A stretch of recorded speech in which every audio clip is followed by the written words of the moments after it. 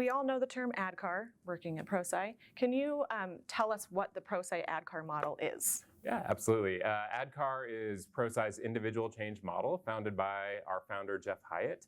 ADKAR describes the 5 building blocks of successful change for an individual. It's sequential, but not linear. So they do have to happen in order for successful change to happen, but you can kind of go forward and backwards. And there are 5 letters for the acronym. The first A is awareness of the need for change. Not awareness that the change is happening, awareness of the need for change, really understanding why it's happening. The D is desire to participate and support in the change, and that's that personal decision. And that's a hard one. Like, it's always a personal decision, but that's the D, desire. It's the personal choice to get on board. After that is the K, knowledge on what to do during and after the change.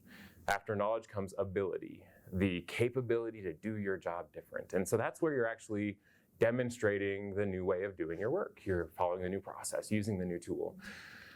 Now we know that our natural tendency is to go back to what we used to do. And so R in ADKAR is reinforcement. What are we going to do to intentionally ensure that the change sticks?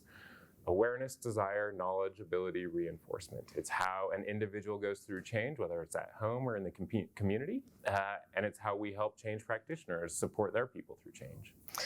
What are some of the ways that ADKAR can actually be used to support a more successful change? Very good. ADKAR. So the neat thing about ADKAR is it describes the individual journey through change. And so that's all change is individual journeys through these changes inside the organization. So we find people use ADKAR lots of different ways. Right out of the gate, we teach people to guide their change management approach and plans around helping their employees through A and D and K and A and R. We'll often use ADKAR to diagnose gaps too, because it's often when one of those blocks is missing, that's the barrier. That's what is inhibiting the change from going forward. We'll use ADKAR to engage our people managers. You know, our frontline people managers are so close to where the change is happening, and ADKAR equips them with a way to engage their direct reports in a new way. We'll teach senior leaders ADKAR and how they can be critical voices of why and why now and building awareness for change. And in the end, the organizations that really get the power out of ADKAR start to adopt it as a common language, where all of a sudden each of us are able to talk about change from a way that we hadn't been able to before, and we're able to connect and move forward faster and more effectively together. Wonderful. And I know in some of our trainings we do use obviously ADKAR to explain it to our participants, and we actually will have them give us an example of an ADKAR story from their lives. Is there a story that you can give us using ADKAR? Yeah, I give a couple. Golf is one of my big ones, and I often tell it to describe the difference between knowledge and ability, because some people will say, Tim, knowledge and ability, they're kind of the same thing. And I always tell them, oh, go play golf with me.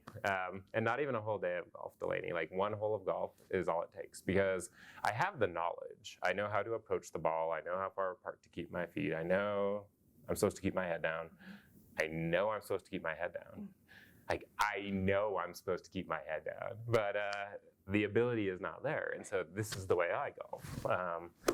Now, I've been challenged on that. People have told me, no, Tim, the truth is, because then I say, well, I don't actually ever go golfing because I spend the time with my boys on the weekend instead of on the golf course. And then people are like, oh no, that's a desire challenge. And I said, yep, I suppose it is. But yeah, each of us has our own personal change journey where we can start to say, was it not knowing why? I didn't decide to, I didn't quite know how to, I wasn't able to, or did I just keep slipping back to how things used to be? Thank you so much.